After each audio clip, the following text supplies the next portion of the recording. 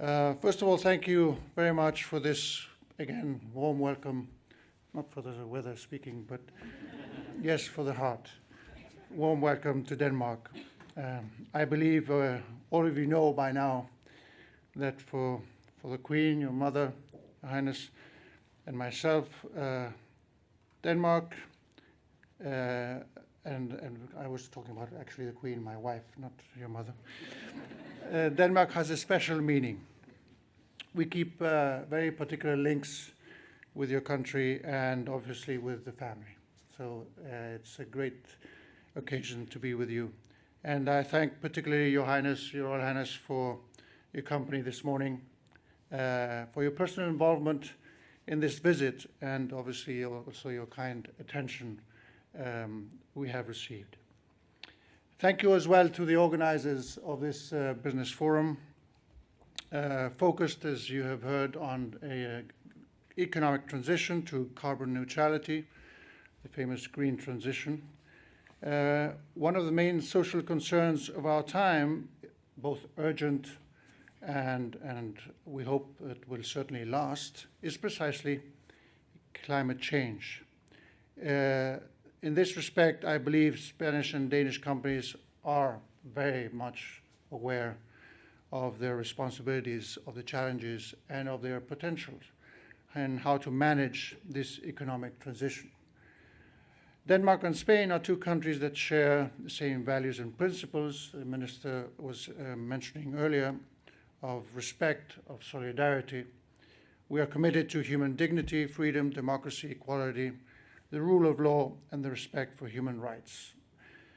These are essentially values that as Europeans we need to help uphold and work harder to extend or spread increasingly to the rest of the world. Danish and Spanish companies clearly exercise their ambition and dynamism. They are well known for that. This puts you in, as key partners, in positions, very advantageous positions, to really make the strategic objectives of Europe. Together we can highlight the particular one here for this summit as well, of reaching European climate neutrality by 2050. Indeed, our energy transition strategies are designed to achieve this particular target. The fluent and excellent relationship between Denmark and Spain allows us to cooperate intensely and effectively in this field. In fact, both countries are nowadays leading the European clean energy sector. An array of Danish and Spanish enterprises are among those heading the way in the development of green and innovative energy infrastructures, some of them here present today. Exploiting the synergies between both countries can certainly accelerate decarbonization. I know that you are going to discuss much about the important Power-to-X technology later. The commitment of our countries to advance this technology, along with our potential in renewable energy generation, will allow us to become one of the top European exporters of green hydrogen. This proves once again our great potential in this field, and it should make us take steps to develop closer cooperation, to do and not to talk as much as you said, and even in joint projects. Ladies and gentlemen, Spain has some important companies in the energy sector doing research and investing in order to develop the Power-to-X technology. Indeed, some of our top companies are working hard on the green hydrogen energy sector. The interest on hydrogen also relates strongly to the progressive decarbonization of other sectors that have historically used this element in their production processes, or see it as an alternative fuel to fossil. Examples of this exist in the pharmaceutical sector, the chemical or the transport and logistics industries, as well as the sustainable urban development structures. Additionally, plenty of enterprises in these sectors are highly committed to achieving a net zero emissions across the entire value chain by 2045. On the other hand, Danish companies are already collaborating in relevant projects, as we've seen with Spanish companies. Denmark's commitment to Power-to-X technology to support the decarbonization of the Nordic country is crystal clear.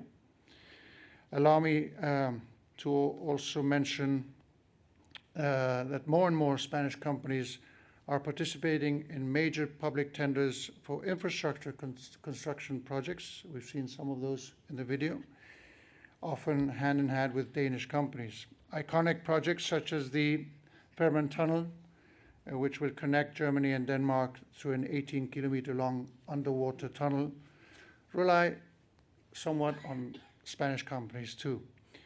Work such as the Odense tramway or the supply of trains to the Danish state railway operator are examples of fruitful collaboration and mutual trust between two countries that know how to understand each other and bring out the best of each other.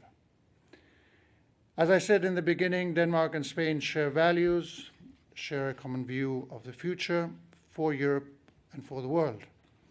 The knowledge and experience gained during these years will be key to advance the integration of our societies.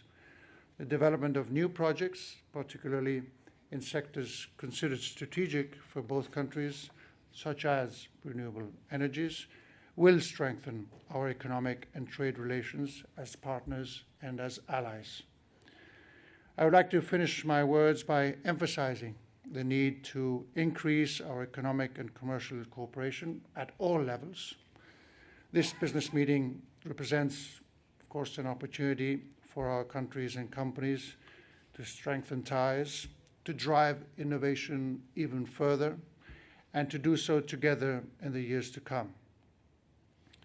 Therefore, I would like to wish you a very fruitful following sessions. And as Your Highness mentioned, we are two historically nations that identify well with the seafaring all over the Atlantic and even further away.